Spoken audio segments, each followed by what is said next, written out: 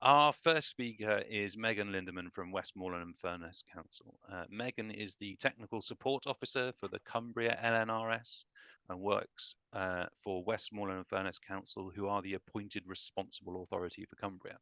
She has over 10 years experience working in ecological consultancy, specialising in the production and delivery of habitat management plans for a range of projects, including renewables, infrastructure, housing and conservation schemes.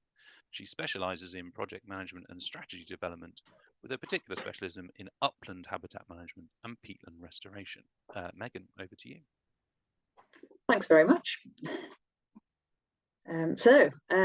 Yeah, thanks everybody. I'm going to go right back to the beginning to start with. So we've heard a little bit of this from Dan already, but I'm just going to very quickly whiz through kind of what is an LNRS, what does it do, how does it work? Yeah, just cover the basics. So as we've heard, England is generally considered to be one of the most nature depleted countries in the world.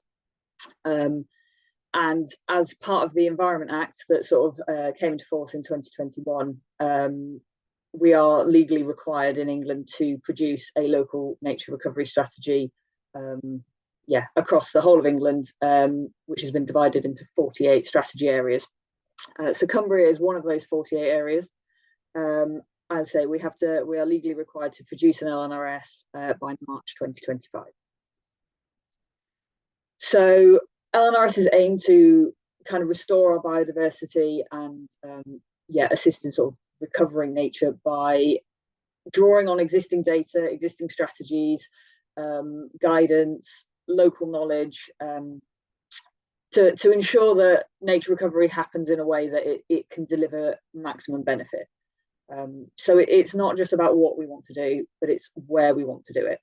And it's about identifying key priorities and measures or objectives and actions, I guess the alternative terminology, for nature recovery, and identifying where these actions should be taking place.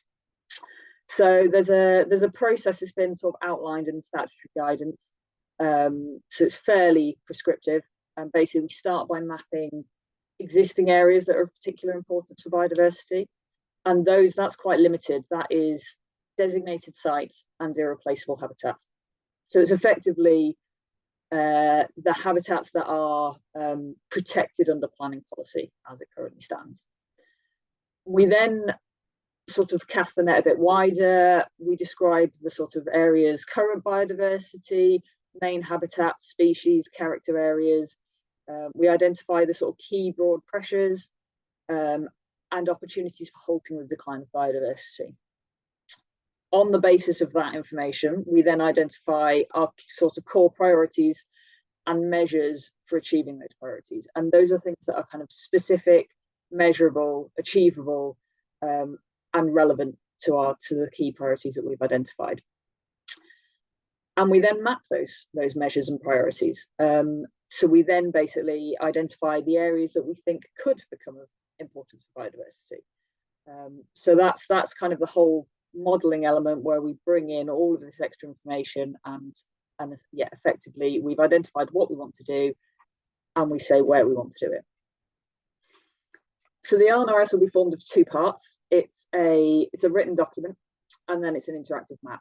And those two things should align very closely, so that the habitats, the priorities, the measures that we identify in the document are then represented spatially on the map, so that everything lines up nice and neatly.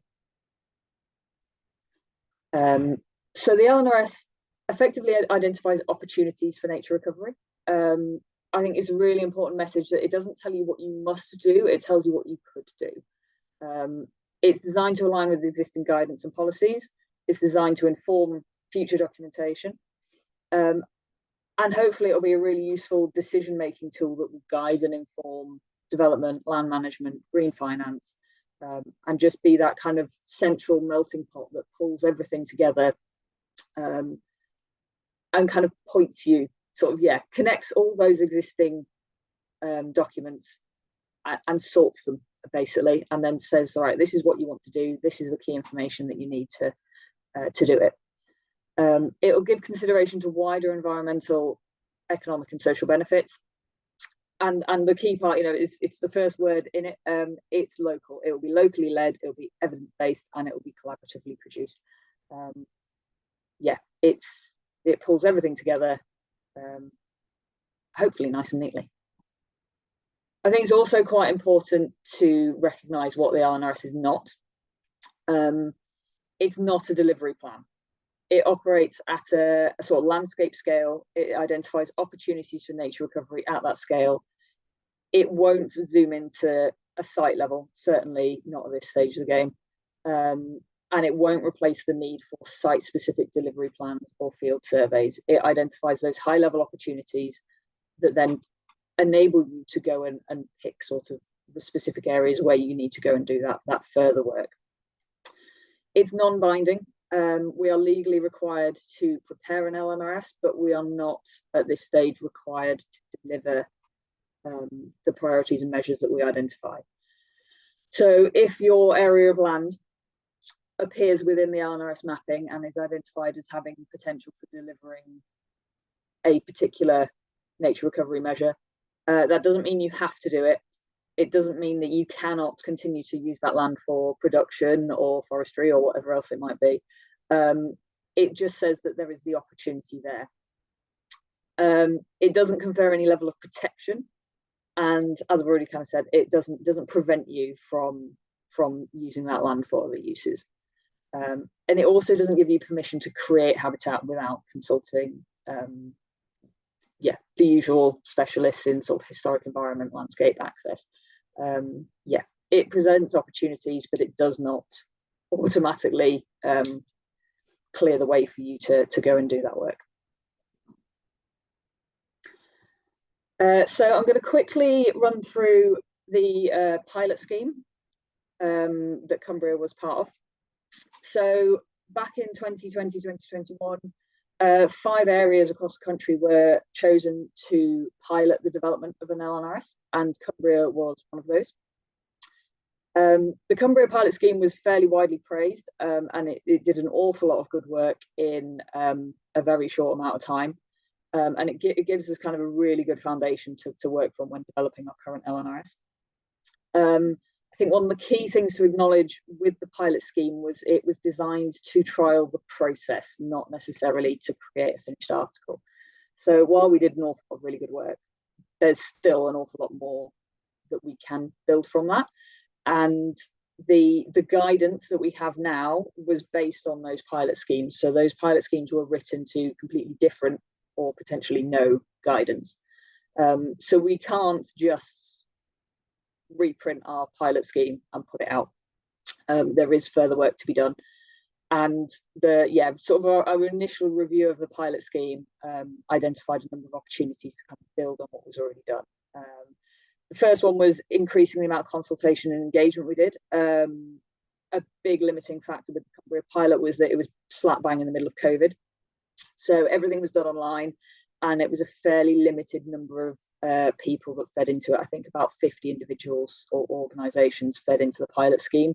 Our current stakeholder list for the sort of ongoing LNRS has over 600 individuals or organisations on it. So we've cast the net a lot wider this time. The pilot scheme for Cumbria came up with 76 priorities for nature recovery.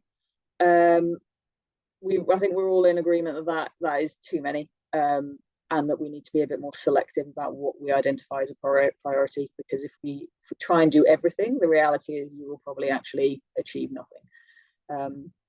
So we're doing a sort of piece of work to go back in and sort of reevaluate those priorities and measures, and really kind of drill down to the ones that are the top priority for Cumbria for the next 3 to 10 years.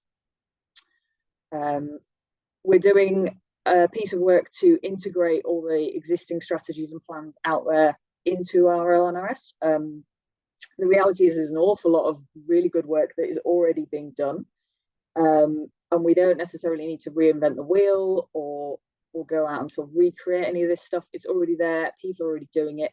We just need to capture it and sort of signpost where that work's happening, where you can get that extra information, what those key documents are that would be useful. So we're looking to really sort of create those really strong links that build in those existing strategies and plans into our LNRS. And finally, we are developing the mapping element. I think we had a sort of pretty good map that came out of the pilot, but the map and the sort of written document kind of felt like they were two separate things. They were sort of developed separately, and they didn't necessarily tie together as well as they could. So that's very much kind of at the forefront of our minds going forward. So actually, this time around, the document and the map both need to talk to each other. I think I've talked over most of this slide already, to be fair. Yeah, the key lessons that we kind of learned from the pilot are it's really important to use people's time effectively. We're bringing in a lot of people, and engagement is key, but people want to feel useful. They want their time to be well spent. So we're trying to avoid lots of sort of 2-hour meetings where we just talk shop, and we're going in really clear objectives. Like, we want you in this meeting. This is what we're going to do. This is the ask. This is what we need out of it. So that people are using their time effectively, and you're getting as much out of that time. It's really important to get the foundations right, and to spend time developing a really transparent and robust process for developing this. The LNRS is huge, it's really complicated, and it can't do everything. So it's just about breaking it down into this bite-sized chunks and really getting that process absolutely nailed down. And if you get the process right, hopefully the rest of it comes a lot easier. Engagement needs to be meaningful, and it needs to be at the right time in the process. There's an awful lot of public surveys, and there's loads of people who are really sort of interested and keen to get involved, but it's any engagement you do, you need to give the time to process what you get back from it. You need to sort of understand what you're asking of people and what you're going to get back from them. And if you're going to put out a survey that's to the general public, asking them to come up with priorities and measures, you need to be aware that you are going to get a huge variety of information back, and it's not necessarily all going to be technically accurate. You need a really sort of a good engagement plan that identifies your different kind of levels of engagement, different ways of engaging, and the fact that actually different people need to be engaged at different times in this process. The mapping and the written element need to be developed concurrently so that they actually do tie in together, and prioritization is key. I've already said it, but the LNRS cannot do everything. So it's about picking those priorities for the next up to 10 years until the LNRS will be reviewed, and being fairly ruthless about it, to be honest. So I'll quickly run through some of the challenges that we are facing in Cumbria. The first one is size. Cumbria is big. It's the third largest county, I think, in England. And it's incredibly diverse. We've got the highest peak in England, right down to sea level. We've got a huge stretch of coast. We're predominantly rural in terms of land use, but we've also got the city of Carlisle. We've got Barrow and Furness in the southwest. We've got a whole range of habitats, varying from open coastline to estuarine to the high fells, and even those are upland habitats. We've got the sort of the high fells of the Lake District, and then we've also got the Pennines, and those in themselves are very different characters. And then we've got the productive Eden Valley. We've got large amounts of productive woodland, broadleaf woodland. We've got it all, which is great, but it also makes it very, very complicated. And we have the sort of species work that goes alongside the habitat work in the LNRS. We initially sort of pulled out our sort of long list of species that could be considered in the Cumbria LNRS, and we had over 1,700 species on it. We've now whittled that down to about 280, but it's still an awful lot, and we can't put all of those into the LNRS. So it's really good that we've got so much going on, but it also presents a challenge when trying to drill down into those sort of key priorities. Another challenge we've got is the sort of rural economy. Farming is an enormous part of Cumbria's economy. And that brings loads of opportunities in terms of we need our landowners on board, and those landowners are the ones who can deliver this. And there is a huge potential to do an awful lot of good, but it is challenging. Farmers are, that there's a lot of uncertainty. There's obviously, nobody quite knows what's going on with elms yet. There's all sorts of toing and froing, policies changing, that they feel like they get the blame for an awful lot of this. Even just the words local nature recovery strategy don't necessarily always land well. So getting that landowner and land management buy-in is critical, but it's not easy. It's far from easy, but it is essential. It's absolutely essential. So we've got to do it. We've got to do it somehow. The other challenges that we've got within Cumbria, which are kind of more broad brush, I imagine these kind of apply to most LNRS areas, to be fair, is the sort of acquiring enough data to actually build our base map and sort of produce our modelling. In Cumbria, our county wildlife sites haven't been surveyed in over 10 years, so we do have a real shortage of kind of up-to-date habitat data. And so as a result, we're relying quite heavily on national data sets, which is obviously, it's not as ideal when the focus is on local. So it'd be ideal if we had absolutely loads and loads of really good local data. But we don't have it. We've acknowledged that is a limitation, and it'll probably be one of our priorities that actually comes out at the end of this process, is actually within Cumbria, we need to be funding more data collection on a local scale. And then scale itself, the LNRS will predominantly function at a landscape level, but people will always have that temptation to zoom in and see what can they do on their bit of land. But the reality is that it cannot function at that scale, not yet. Certainly not with the data that we are putting in at this stage. So whilst people always look for opportunities on a site level, actually the LNRS is about that broad landscape level opportunities, and going from there. So that's, it's a key kind of limitation that we need to acknowledge and make people aware of. And finally, I've got some of the opportunities. So the local nature recovery strategy has an enormous amount of potential. It really can be that sort of key strategic document that pulls everything that's out there together and helps you sort of use it in the most effective way. So we're hoping that the LNRS will be used to inform, key planning policy. We're in quite a sort of unique position, I guess, in Cumbria, in that our councils were recently restructured, so they are currently going through producing new local plans for the new council areas.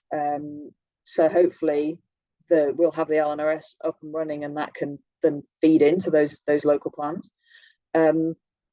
It should be that critical sort of strategic link that means that nature recovery happens in a way that all those little bits add up to something much bigger, and that it's actually strategic, and that it's, instead of having loads of little individual pockets, you've got something that actually pieces together to be quite significant.